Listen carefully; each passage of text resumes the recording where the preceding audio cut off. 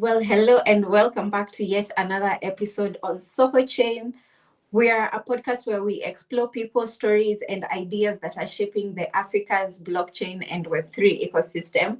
And today's episode is such a fun one because we're joined by Ayodeji, all the way from Nigeria. He's the founder of Web3 Bridge, a pioneering program that's been very instrumental in helping African developers transition from Web 2 to Web 3.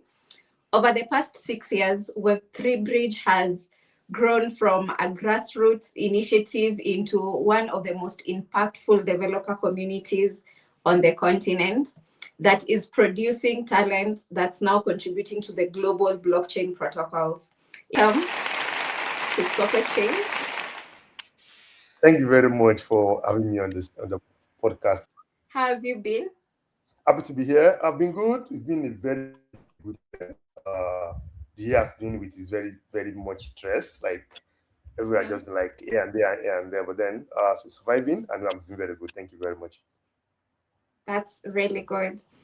So, Ayo, you've played such an interesting role in shaping the Web3 ecosystem in Africa.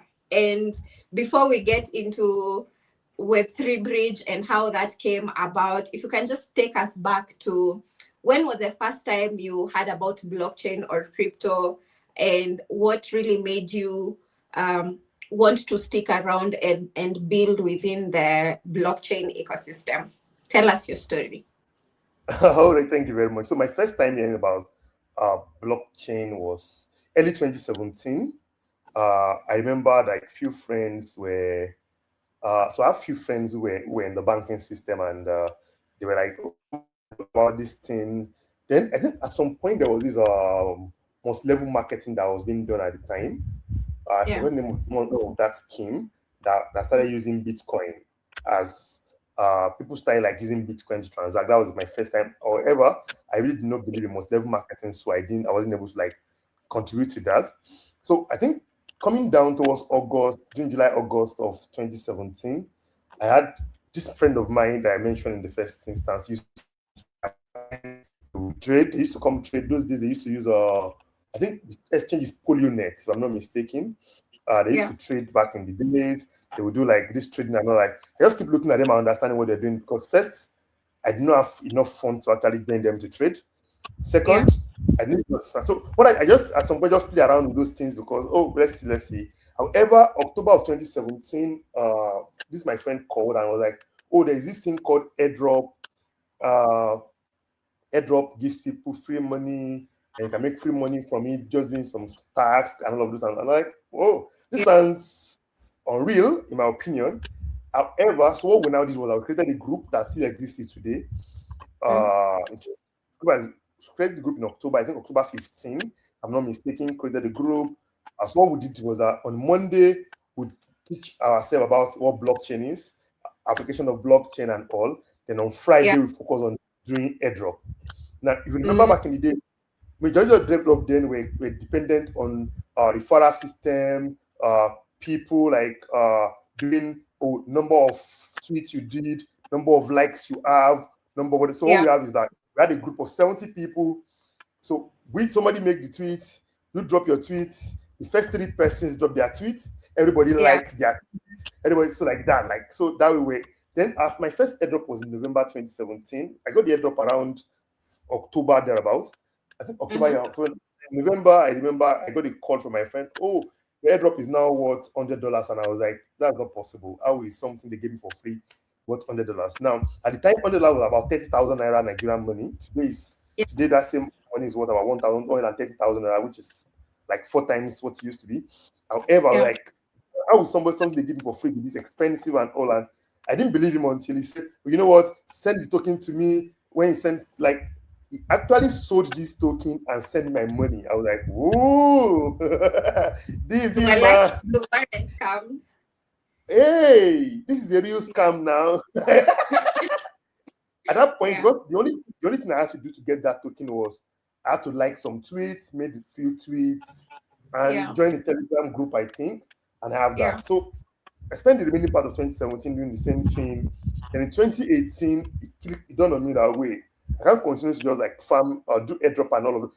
Back then, airdrop was very lucrative. Trust me when I say that. Like, however, I Mm, just felt like we can actually do more. So because back in then those days, we entered Telegram groups and majority of the admin in Telegram groups were just like people who felt like they're just doing them a favor being there.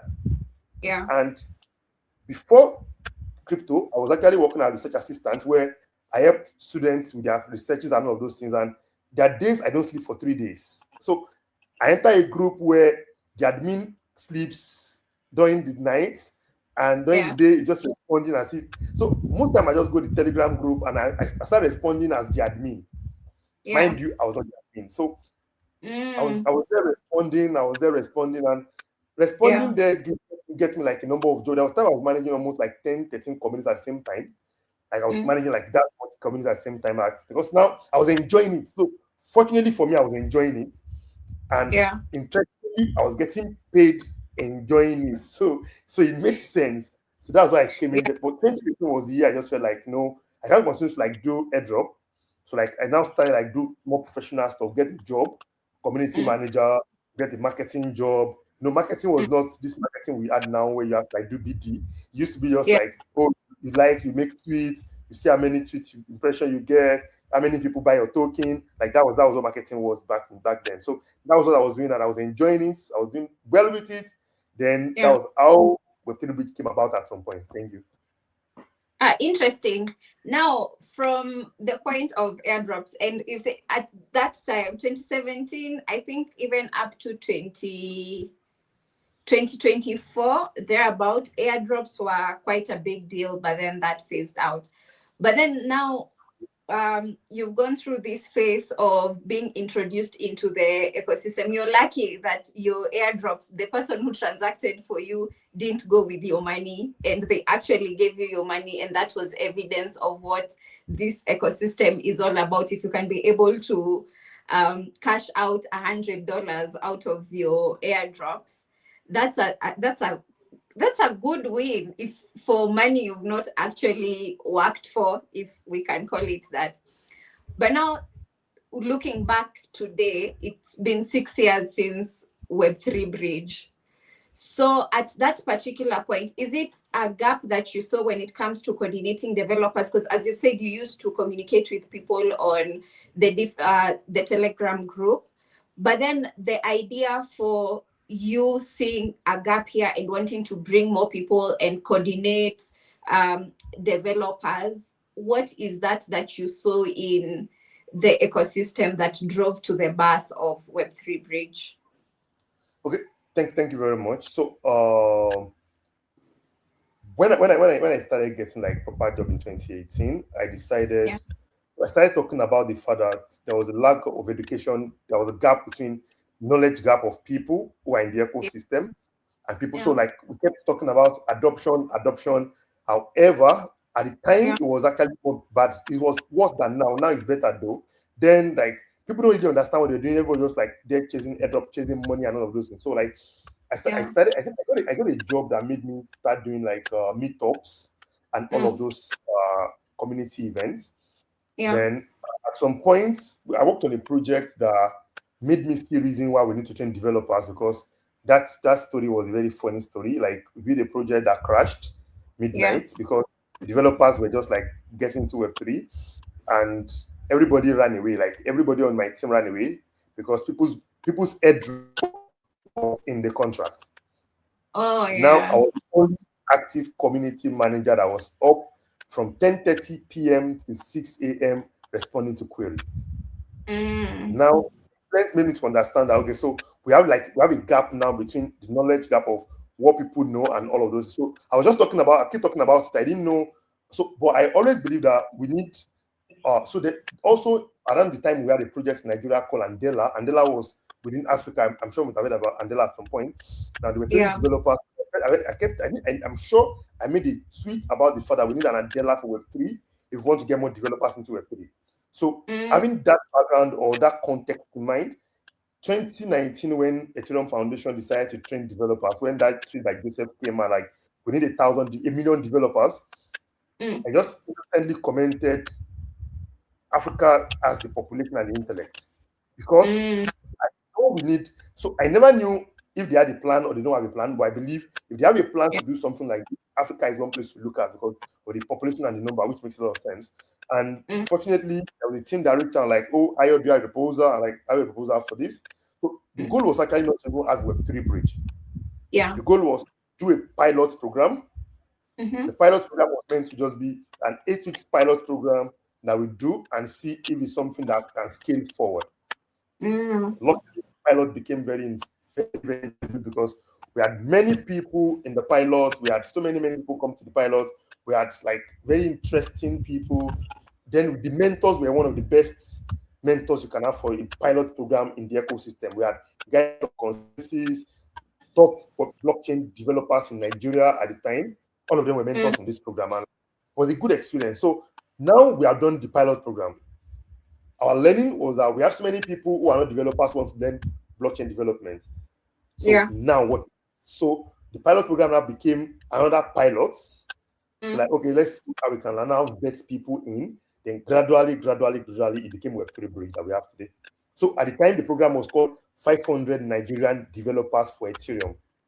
Mm. However, at some point we had, I think the first set of foreign students we had in the program was from Kenya and South Africa. I won't forget. I remember there was a Tony from Kenya.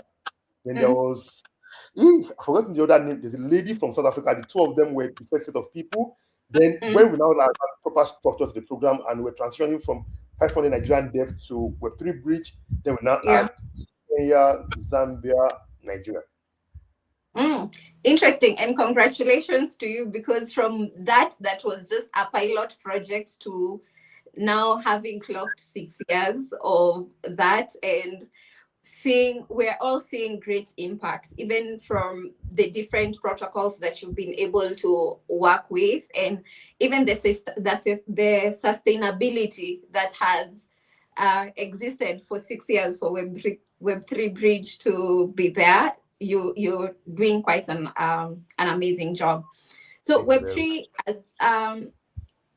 Web3 Bridge, as we know it, it has helped very many African developers secure their first blockchain roles. And when we talk about blockchain roles, it's not just confined within the context of Africa or even like specific countries like Nigeria and Kenya. We're talking about global exposure. So, what exactly would you say? Or rather, take us through what does the program look like? I know we've talked about, or rather, on the introduction, I talked about transitioning Web2 developers into Web3 developers, and you've also mentioned that in regards to Andela. But if you can just give us a quick summary of how the program works. I've been part of the program, so I know how it works. But if you can just give us a summary of how that works. Okay. Oh, thank you very much. So Web3 Bridge started in 2019, as I've said, and Yeah, the initial program, which was a pilot program, was 8 weeks.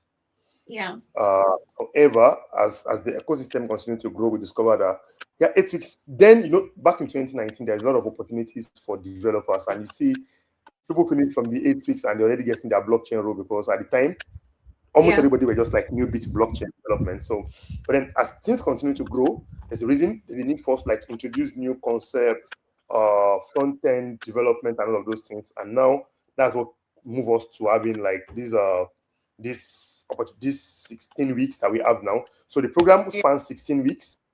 Mm-hmm. 16 weeks, you apply for the program, you get into the program. When you get into the program, you learn for 16 weeks. There's an eviction Yeah, week in week 8. And then remember when we started with only the blockchain development side. mm, However, like I said, we discovered that a number of people who are interested in becoming blockchain developers do not have yeah, Web2 knowledge. So we have to introduce mm, Web2 roles. So we have to introduce Web2 classes for HTML, CSS, JavaScript, and now we've added Python and a few other backend stuffs to the program now, React and all. Um, Also, because of the nature of the ecosystem that keeps growing, we've added what we call advanced programming with teach Rust and zero knowledge proofs, which is a good one. So our program is more like a proper class structure. apologies, please. Proper class structure where we have a mentor mentee class, physical class, Yeah. Mondays to Saturdays, depending on the program you're doing. Yeah. And I think the minimum hour for class is 3 hours per day. So it can be a bit intense for the classes. Mm. And so initially, our class is actually in the evening for the Web3 class because we understand that a number of the people in the program are Mm. working, especially for the people on the online class, they are working. So we have to make it like evening classes that start Yeah. between 4 p.m. Nigerian time. Then also because in quad 5, we had quad 5 in quad 6, by the way, we have someone who is like the first person, like first major person that joins when the program had a structure.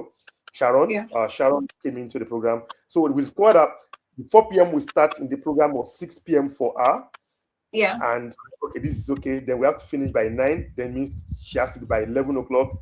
Then we had midnight class. So we have to find the balance. So we actually have maintained that class structure because it works for both people that are working, people that are in different time zones, and Yeah. create the balance for all those students. And yeah, so far, Web3 Bridge is going to be 7th October this year. We've continued to give our best. I think one of the things that we have done well is the best we've given to our students. Yeah. Apart from just having classes where we teach code, we've tried to like imbibe uh, culture. We talk about value. We talk about opportunities and all of those things. Like for on-site guys, for example, we have like what we call like one therapy session where you just come and talk Mm. about anything and everything, like anything. And when I mean anything and everything, like we've had people come talk about things that are not related to code at all. Like because at the end of the day, human being has like social and psychological needs that are not Yeah. just the one we do. So like apart from taking care of the educational part, we also try and look at the social psychological part of things. Okay, so Mm. what are the things that might not help you actually learn very well? What are the things that okay you have learned that might affect you performing when you get a job? So like those are the things Mm. that we also look out for, and that's what I've done well in the last 6 years. Thank you. Interesting. I like what you said earlier in regards to looking at how to grow adoption of the Web3 ecosystem. And for you, you saw there can't be adoption if there are no developers who are building projects, or rather products that everyday person can be able to use, whether you're a techie or non-techie. But now I just want you to give us your perspective from when you started, from that time when you received your first airdrop up to today. When you look at the Web3 ecosystem in Africa, how would you describe that growth? Definitely we've grown because even the conversations are different, but from your perspective, how would you describe that journey between the time you received your first airdrop to today when we're having this conversation? Okay. Genuinely, I wish sometimes the airdrop did not go away because I received quite a number of airdrops, and fortunately, I was able to do something good with the airdrop. Like, I think the house I live in today, I bought with airdrop money. You Yeah, bought, actually, not yeah. rented it. Then you made No, a no, no, lot no. of money airdrops. So fortunately, also the part of Lagos where I stay is not so expensive. So, whatever I used to buy the house when I bought it here 5 years ago, Yeah. wouldn't have rented you house for 2 years in Kilimani. So, so I think you have to also like look at the environmental like differences. However, I actually did make a fortune from airdrop. So sometimes I wish we could get airdrop back, They say, like that we get it. However, yeah, we cannot continue to like live on airdrop, and that's one of the reasons why like our role our Bridge has been trained developers who actually will get the job done yeah, because then because so I know there's a lot of argument around Africans are there for to fill the numbers, Africans are yeah, there to like do, but we can't rule out what is changing. The yeah. conversation are changing now. Like look at how well we have done with stable coin in Africa alone. Those are Mm, like conversations. Like, yeah, we are not we are building very good projects in Africa, trust me. We are yeah, not we are not raising as much money as our global counterparts are raising. However, generally within even in our startups ecosystem, how many yeah. startups in Africa have raised so much money? Like, Not at all. also, we need to also look at the context of what we think is so much money. Yeah. So, Yeah. for, like, okay, so sometimes we feel like, oh, if you have not raised $1 million, you have not raised money. However, Yeah. comparing, if you compare work environment, our environment to the global environment, $500,000 raise is not bad Yeah. for startup in some African country. Because at the end of Mm, the day, look at whatever you need is just majorly your runway, your cost of like scaling your company and all of those things. And that's yeah. if you raise 500,000 in prestige, it's a good number because it means you can do better in your Series A or Series B. However, there's a lot of work between that time and the next one.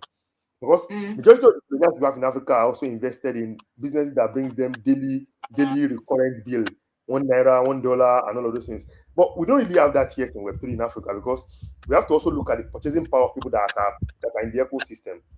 yeah. That's Until true. on I think until Web3 starts solving for people in real estate, people in daily life, and that's where we can say we actually make some good profits. That is why you see the stablecoin conversion is making sense because there is now something that makes sense. There have been a lot of funds trapped in Africa and out of Africa that remittances need to like be smoother. And that's Yeah. why you see figures with the stable coin thing. So generally, Africa has not done badly. We are not doing badly. We are doing quite well. Yeah. Unfortunately for us, I think at some point the yardstick with which we are measured compared to the world uh, is sometimes not fair because if you look at it, for example, okay, so Yeah.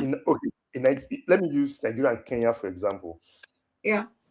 Okay, I'm trying to not make so much inference that might bring me into trouble. So let's make it plain.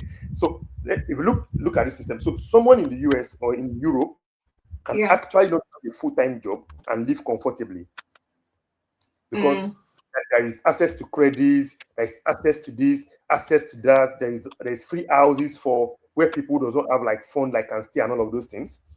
yeah. Now, in Africa, if you are running your own startup, Mm, you either start working from your house yeah. and when you work from your house, then maybe you have a hub that you use at the end of the day. Now, these hubs are not free.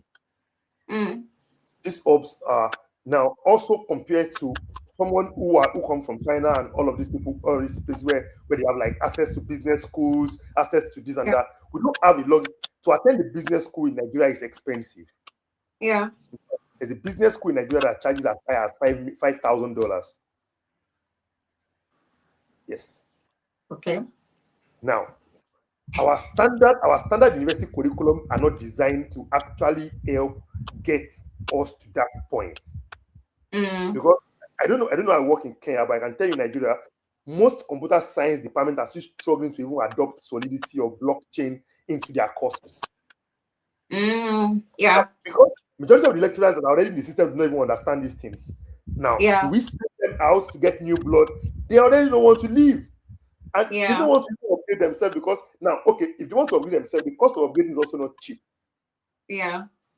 Do you True. understand? So Yeah. there's a lot of factors affecting our own environment. So we have a lot of environmental factor. And Yeah. so when people come, okay, like somebody's like, oh, I remember when I used to do meetup for this organization for okay, in I think in Europe, some people do Yeah. meetup of $100, $200, and like, oh, they are good and good. However, for me to get a Mm, standard venue for events in Nigeria, I can't pay less than $200 to $500. Now, really? yes. So now, how will I Yeah. make? So you are putting us on the same budgets. Yeah. Now our KPIs are different because oh, okay. So for example, if somebody doing event in Europe says, oh, today this event we had 30 people come. Oh, they learn solidity. People clap for them. Yeah. But go send a KPI report of 30 people attending events not in Kenya. Yeah. The applause So is not the same. exactly. So, however, what one of the things one of the beautiful things I've seen over time is that, and one of my Yeah. arguments when I started with 3 Bridge was that we can't entirely blame people for how we are treated. Mm, Because, okay, for example, if I live in US, for example, Yeah. and Latam is closer to me, I spend most of my holidays in Latam and all of those things. It's easy for Yeah. me to go there and do stuff because I'm sure it's easy for them to get reports. Yeah. I think it's going to take you almost 24 to 48 hours to get to Nigeria from US. Mm-hmm. And this person is going to be dependent on my report. Yeah. And unfortunately for us, there have also been some people who have sent fake reports. Yeah. So now so it's just like this time of AI when everybody is trying to see, are you sure it's human that did this thing? So now it's the same thing because so AI is making us more effective. However, we also want to be sure that the human side of this thing is well done. And now we have Yeah. to verify this thing. So then you remember back then when even not back then, now they say even in Web3 you don't trust to verify. Now the cost of verification, if I'm working from US to Latam, is cheaper, and cost of verification I'm working from US to Kenya, US to Nigeria. Yeah. Do you understand? Because I can't just jump in a flight and say, oh, I'm going to go and verify myself.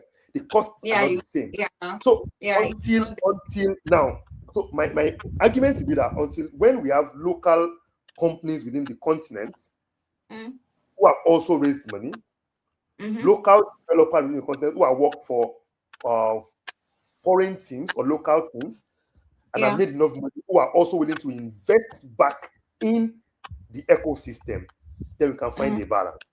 Like for Web3 Bridge, for example, one of the good part of working with Web3 Bridge is that most of our partners know that as long as we need money to do some things, some Yeah. things that we don't struggle with anymore. Like that's one of the reasons why like most of our investment have been in real estate, in construction.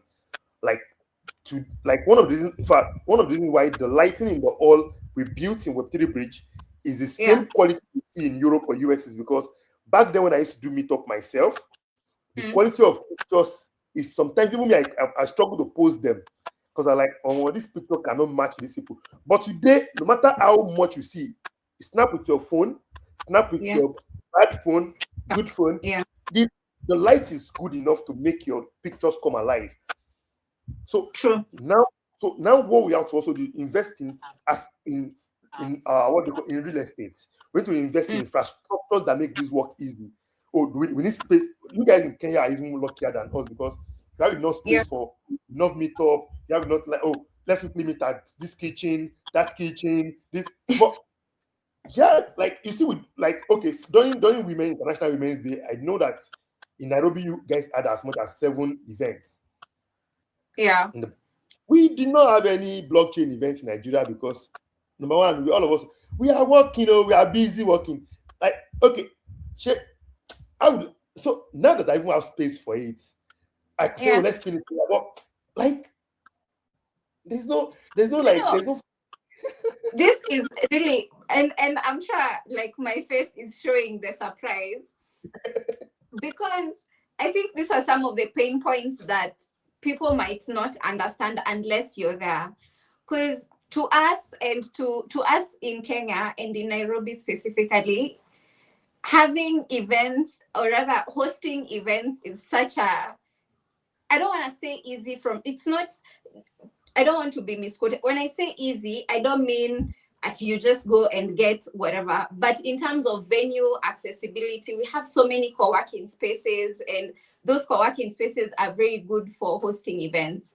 We have, as you said, kitchens, Nairobi Street Kitchen, and other venues that they're ready to open up their space for people to host events. And you will think that this is like the norm in other places. Like, for example, when you look at Nigeria and talk about crypto adoption, Nigeria is number one when it comes to the continent's adoption in crypto. But then when you hear about the way you're talking about in terms of people having frequent meetups, that is a challenge. Like it's hard to like it's news to all of us, and I'm sure even to our audience they'll be equally shocked because you'll think in Nigeria, first of all, with the population, because you guys are many, then with the level of adoption when it comes to like blockchain and crypto, it's number one in the continent. So you'll think the way as we're having like 7 events in a week or even in a day, you guys are doing double, triple of that, because you also need to, you know, get more people within the population to come into the ecosystem. That is quite a pain point. And I like the comparison that you've given, because now you see, if you're working for company X that is based in, let's say, Silicon Valley, and this company is venturing into Africa and Latin America and parts of Asia, and all of you more or less have the same KPIs, as much as it won't be the same. What you've said, somebody who is in Silicon Valley and they hold an event and the event has between 30 to 50 signups and attendees, they'll be uploaded. Where else, when it comes to you who's in Nigeria, you have the same number of attendees or the same number of signups, you don't get the same applause. But the struggle that you went through to even secure the venue, it's completely different from what they went through. I really like that. And I think it's high time that we have this conversation so that people can get a different perspective of where we sit as Africa. What are the pain points? As you've said, there's the talent, yes, in terms of the youth. We have the resources in terms of time and internet.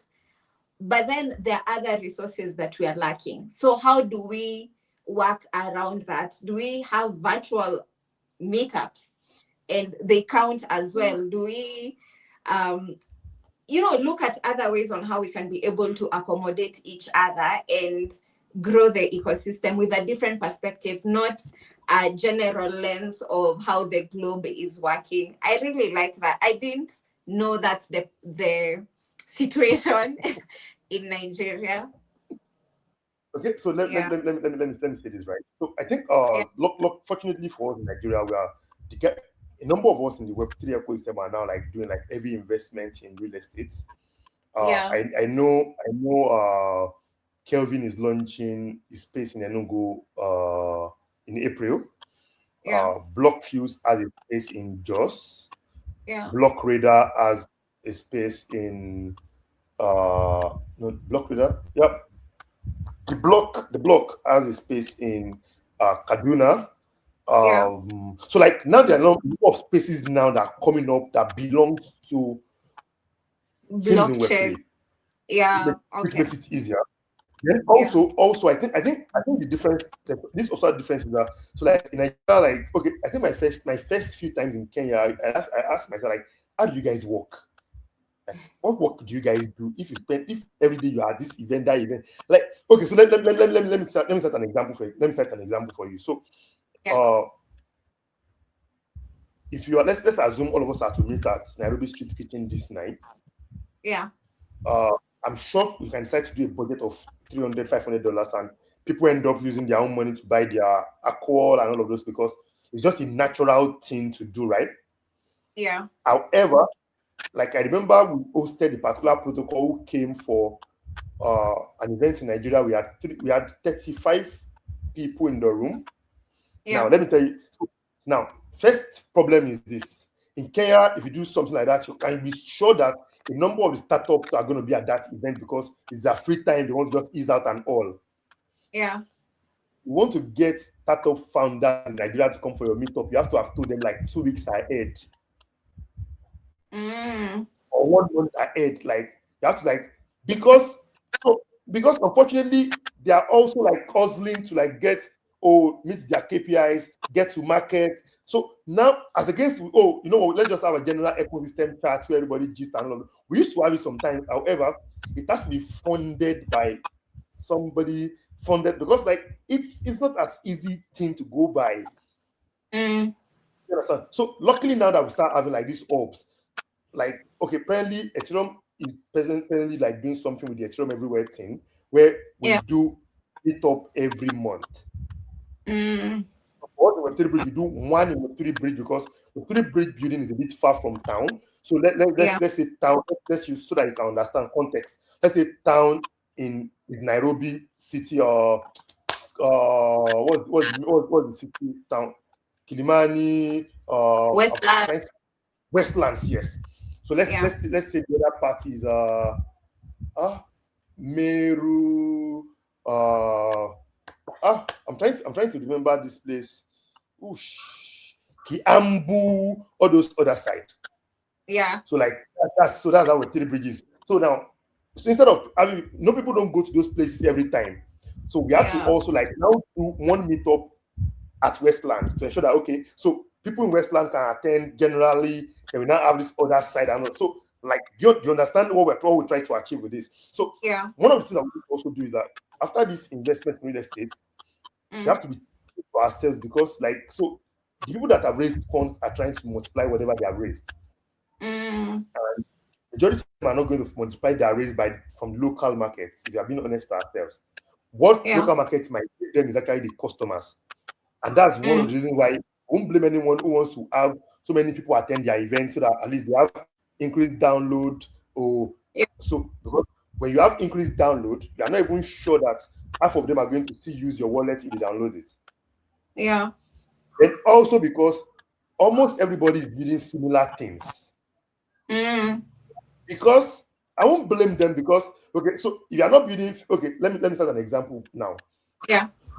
In our ecosystem today, if somebody says, oh, we are building healthcare, clinical, and we need $100,000 to get this to go.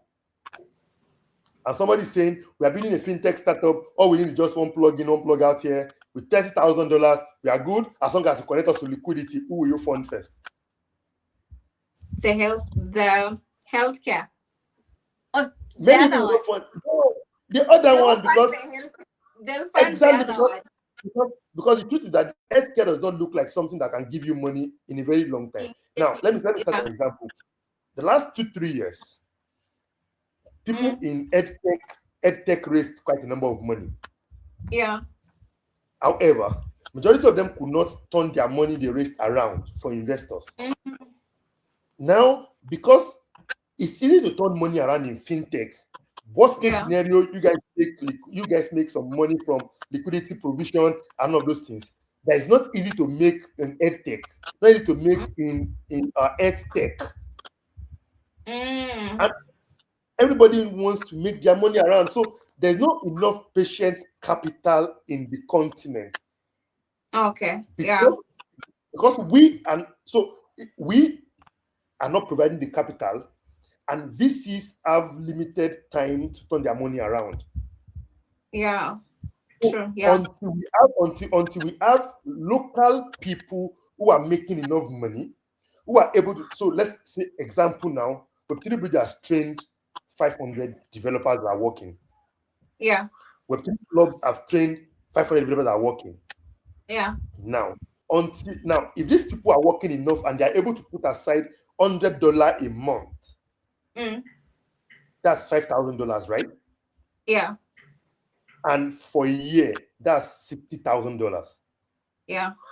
That goes a long way in providing education program, as against raising $300,000, $500,000 that are not sure you're going to be able to turn around. Because now turning it around means that you have to now start earning enough from the training, and genuinely, until we have a status, until most edtech programs have a status where you can guarantee certification, you can guarantee enough job, you can guarantee opportunities. There are some amounts you cannot charge. Do you understand? Like, I'm in university, for example, you cannot charge some amounts because, what do you want to justify it with? Yeah, you can't. Exactly. Yeah. So there's a lot of moving pieces in Africa that we need to move for us to get to a status. However, on how we used to be in 2018, 2019, 2020, we are not doing badly. The conversation is now making sense. Companies are now raising enough money, which is a good one. At least we know of people that do 500, 400, 5 million, 3 million, which is a good one. Like, look at the last one that I think is it Uhuru Pay that was trying to raise 3 million, and they got to, is it Uhuru Pay? That was last 2 months or last. Uhuru I Pay. think Uhuru Pay, yes. the fact that they were able to get to almost 2 point something million is a good signal. Yeah. It means we are Yeah. doing better than we used to be, and we can continue to get better. Certainly. I like what you've said about the different projects that even with the whole funding aspect, and that's a very good point that you brought up, is before it also pushes developers a certain direction. And that's why that answers why we are seeing people duplicate projects, because that's where the money is. We're just like wondering, okay, there are a lot of applications, like, or rather, blockchain technology can be applied in so many areas, technically in every industry. Yet the question still remains, why is every builder just building a financial solution?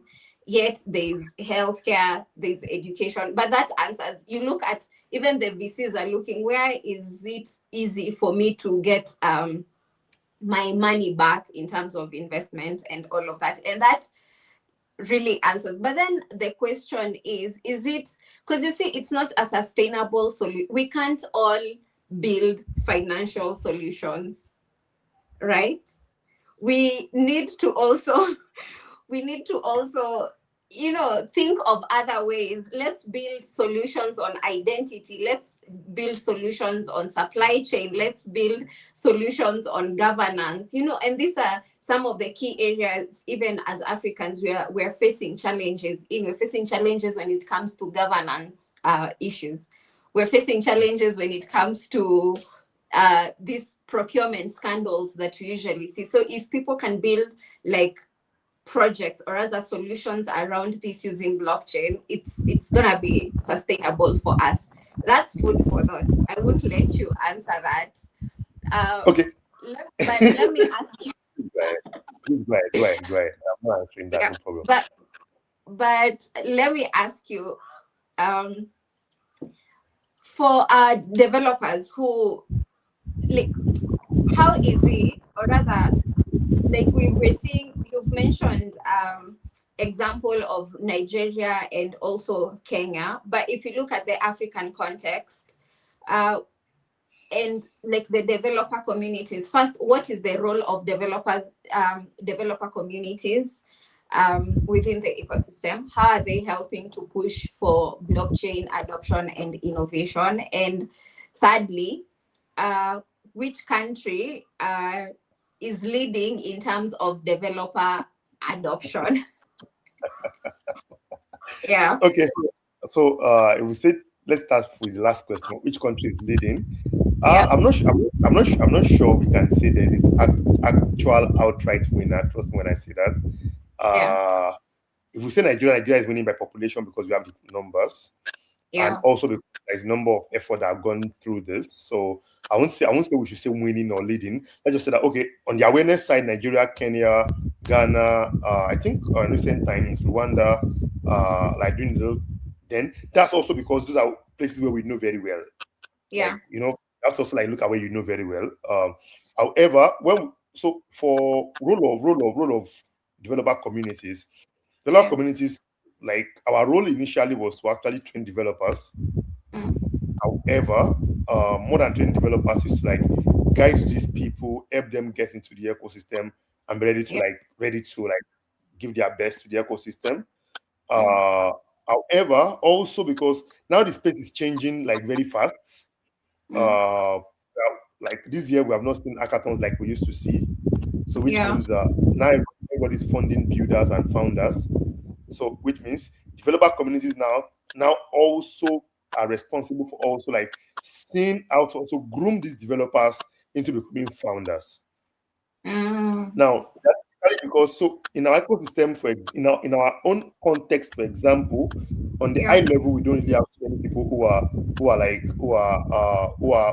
have like enough business understanding, enough people like I used to say, I said builders should be people who have learned to become developers, who have worked in established organizations, who have seen enough codes, who have like seen like quite, because at the end of the day, starting a startup is not limited to just writing codes.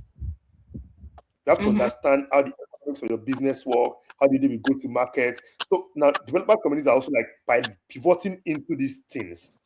You Yeah. see like, oh, those are doing like founders weekend, that one are doing like, oh, builders weekend, and all of those. Because at the end of the day, nobody wants to be left alone. Because if you don't grow, if you don't pivot into something else or something good, and while still retaining a part of your original self, you risk losing your market size, or what I don't know if that's the right word to say.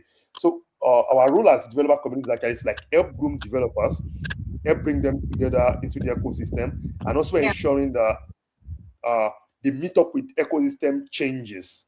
Mm. Like since last year now, probably like we are not funding developers anymore. We are funding founders. We are doing this. Yeah, makes sense.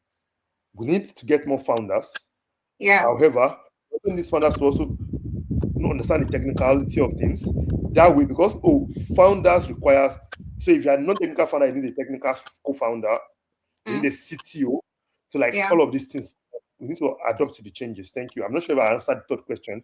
I'm not sure I You remember the third question. no, they were Okay. two about the country that is leading in terms of developers and the role of developer communities. You've answered both. That's quite true. We need to see it's just part of mentorship and its evolution. The developer communities are evolving beyond just training developers and now mentoring them into, like, now getting fully into the market as either as a founder, as a CTO, or any other area of the market that they will enter into. And that's really quite nice. It's also a sign of growth because we need more products, we need more solutions within the blockchain ecosystem. Yeah. So we are seeing or rather Web3 Bridge has alumni that are contributing to global protocols, and that's very commendable to you guys. So from your perspective, what does that say about African developer talent? Seeing somebody who was trained at Web3 Bridge working for these global protocols, what does that say about the African talent? Okay. So let me say this right. Africans are not lazy people. Yeah, Africans are very hardworking people because of, unfortunately for us, okay, unfortunately for us, a number of things are not like fundamental for us. A number of what we call fundamental human rights are not fundamental to us. We yeah, have to actually get these things to work ourselves. So, that's it. which means an African developer who learns well, who knows his coin onion, is fit to work anywhere, and that's the plus. Like that's the plus.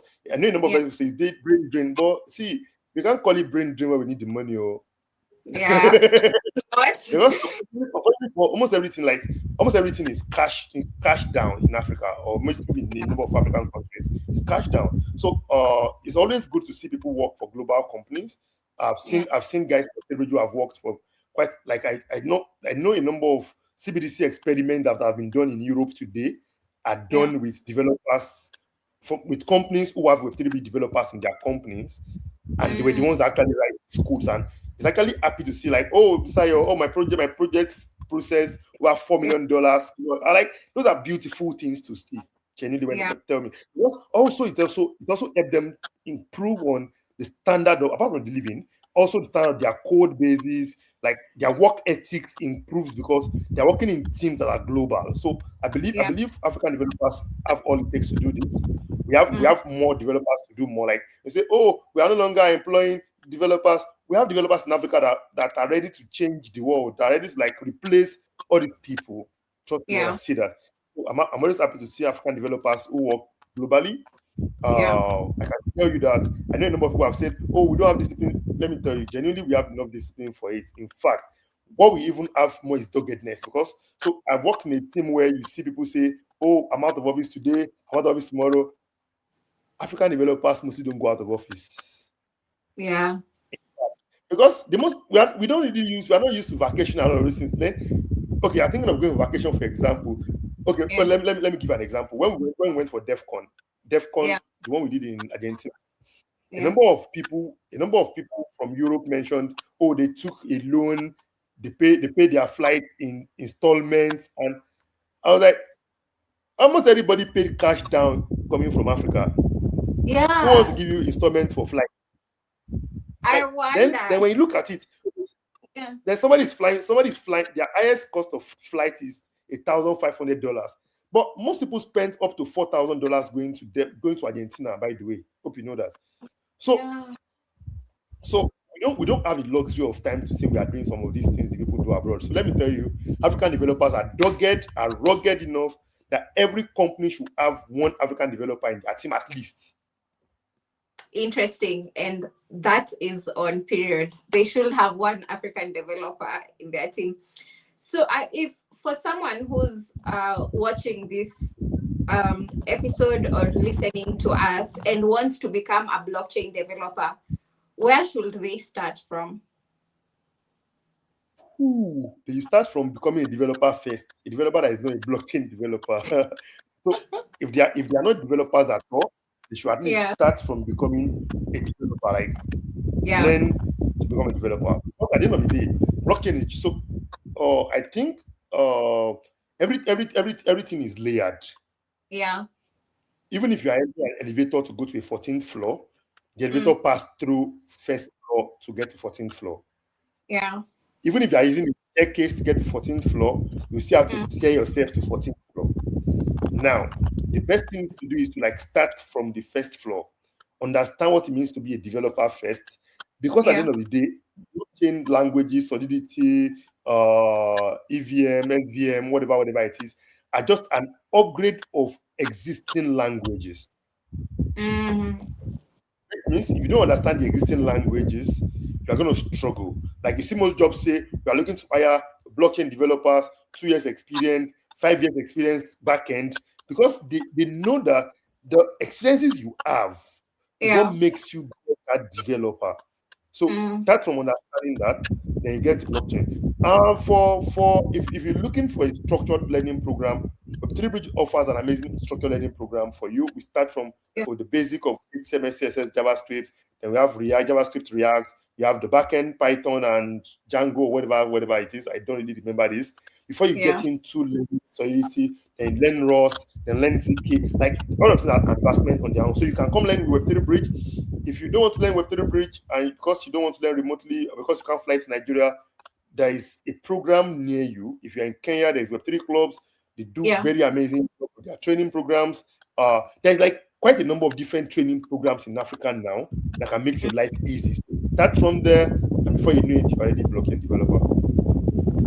Certainly. Thank you. I'll add the link to Web3 Bridge website. Are you taking any cohort now, or when is the next Our cohort?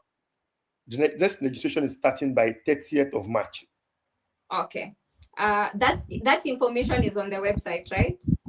Yes, please. Yes, please. Yes, please. Okay. I'll add the website link to the description of this video. Then anyone who's interested or just curious, they can check out your website and get to learn from that. So as we wind up this conversation, do you believe or do you think that Africa is becoming a global hub for blockchain development? Yes, I believe so. I Yeah, agree to it. that's good. No further, no addition to that. So genuinely, I think adoption is going to be from here. Yeah, Now, if you notice even the stable coin trend has been pushing towards Africa because yeah, of high remittance and all of those things that we do here. yeah, One thing that we have not fully figured out is regulation, and I'm happy that this is getting gradually like fixed. yeah, So I'm sure Africa is an hotbed for yeah. blockchain development adoption. So what are some, this is just general. What do you think needs to happen for the future to become a reality? You've mentioned one, and that's in regards to regulation. What are some of the other things that need to happen for the reality of Africa becoming a global hub for blockchain development to actually happen? Infrastructure, apart from regulation, infrastructure, we need to have enough patience capital. Yeah. Because a number. So if you look at it, right, okay, let's use Silicon Valley for example. I think the what was this program? I think YC is already over 20 years. I think 25 years now, Yeah. and YC is operating at the intersection of Harvard, MIT, and all of these people. Mm. You understand? Now in Africa, we don't really have that yet, even for Web 2. Yeah. So we need to grow these things. Like we need to understand that we are in this for the longest time. Now, the Mm. longest time is going to make it easy for the other people that are coming to like get into it easily. Oh, okay. Like, Yeah. for example, Yeah. a number of funds that we have personally put on infrastructure construction in Web3 Bridge are something we should have used for vacation and at least enjoy good machoma and quite a number of these things. But however, understanding that we need to think long term. So Yeah. we need to actually think long term when it comes to African context. For sure. For sure. So as we wind up, there's this tradition that we do at Soko Chain. We ask our guests to give us a perception or like in relation to a book, a chapter in a book. So if blockchain adoption in Africa was a book, what chapter would you say we are in right now? Wow. I'm not very good with books though. But let's say A chapter, just a chapter. Imagine a book. What chapter? Imagine you're reading a book about blockchain adoption in Africa. okay. So, with the reality of where we are right now, what chapter do you think that is? All right. Now okay, if I say chapter 5 and the book has only 5 chapters, what do you think happens? That's still okay. That's still okay. It means we are not even halfway to where we need to No, get. no, like the book is 5 chapters and we have chapter 5. That means we are at the end. Oh yeah. No, it means that book. It means that book has. See, it's a book that has series. So that's Okay, just so series one. okay, so let's assume the book is in 10 chapters. Yeah. I think we're already in chapter 6 because Mm, the ecosystem is actually maturing very well, like maturing quite well. And I believe we are not doing badly. Trust me when I say that. I believe we are not doing badly. I believe we can do better, but then we aren't doing badly at the point where we are now. Certainly. We're in chapter 6 out of 10 chapters. And that's good. It shows we're more than halfway into where we will want to be. And we're seeing that with the regulation. We just need to add on to the other things, as you've mentioned. We need proper infrastructure for us to get to where we want to be. Thank you so much, Ayo, for joining us on this episode and for sharing your great insights on where we are as Africans and when as Africa, and in terms of developer community and the role that developer communities play in when it comes to adoption and growth of Web3 in Africa. And yeah, that was our episode. And if you gained value from this episode, please like, share, subscribe, share with somebody else who might also gain value from this conversation. Yeah, let's continue to grow, let's continue to build, let's continue to push for Web3 adoption in Africa. Till next time.